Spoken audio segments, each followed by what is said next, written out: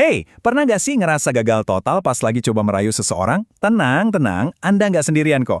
Justru hari ini kita bakal bedah tuntas anatomi sebuah gombalan gagal yang, legendaris banget. Dan percaya deh, banyak banget pelajaran yang bisa kita ambil dari sini. Pernah nggak sih kalian dapat gombalan yang jeleknya kebangetan sampai rasanya pengen pesen tiket roket buat pindah planet aja? Pasti pernah kan? Nah, hari ini kita bakal bahas salah satu contoh paling epik yang pernah ada. Siap-siap ya, ini bakal seru. Oke, kita mulai dari bagian pertama, Sang Casanova Gadungan. Di sini nih, kita bakal lihat langsung gimana jurang pemisah yang dalam banget antara rasa percaya diri dan kemampuan yang sebenarnya.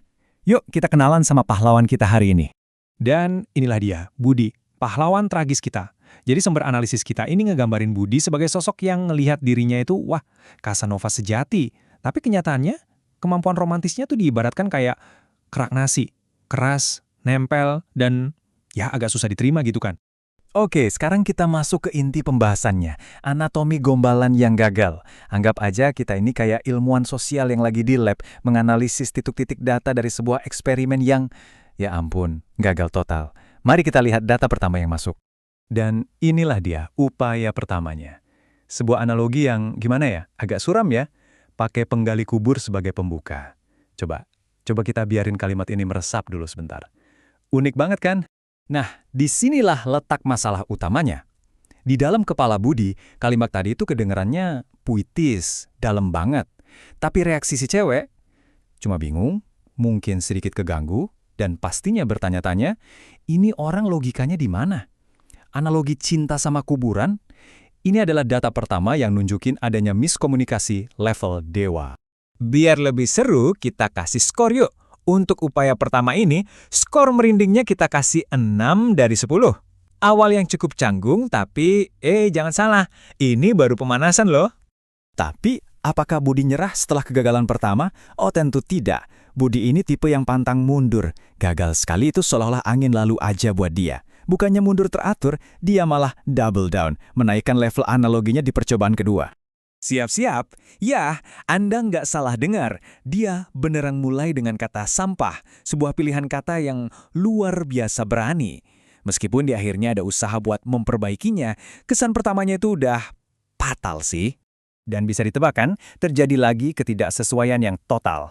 Mungkin niat Budi itu pengen terdengar cerdas, witty, dan nggak terlupakan.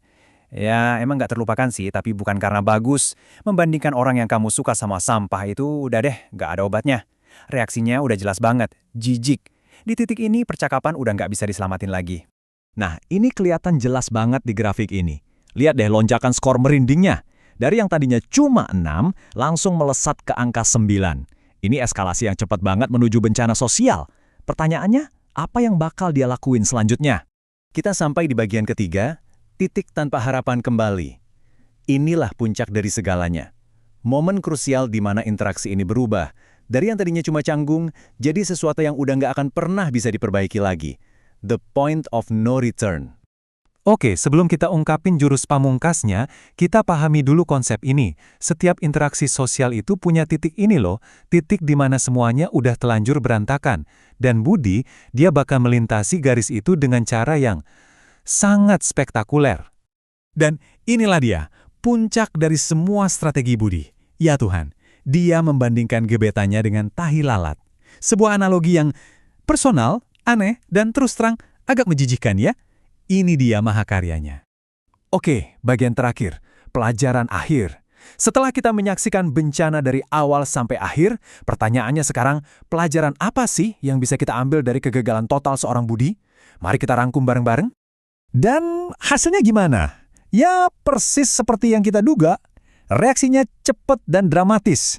Ceweknya langsung berdiri, ambil tas, dan lari. Seperti dikejar zombie. Ini bukti nyata kalau analogi tahi lalat itu adalah final blow. Misi gagal total. Jadi kalau kita mau rangkum metode Budi ini bisa jadi panduan 4 langkah cara gagal seperti Budi. Pertama, mulai dengan analogi yang suram. Kedua, bandingin dia sama sampah.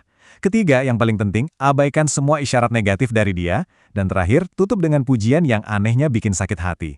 Resep sempurna untuk bencana kencan. Jangan pernah ditiru di rumah ya. Jadi, apa sih pelajaran utamanya dari kekacauan ini? 1. Baca situasi, perhatiin isyarat nonverbal, sesuatu yang jelas banget diabaikan sama Budi. 2. Konteks itu segalanya. Analogi sampah dan kuburan itu jelas bukan buat konteks romantis. 3. Tahu kapan harus berhenti. Kalau strategi udah gagal, jangan malah gali lubang lebih dalam. Dan yang terakhir, kesan pertama itu fatal. Jangan mulai dengan sesuatu yang bikin orang ilfeel. Nah, setelah kita bedah semuanya, saya jadi punya satu pertanyaan buat kalian.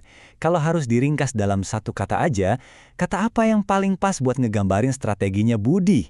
Coba deh dipikirin. Terima kasih udah nyimak, semoga kita semua bisa belajar dari kesalahan.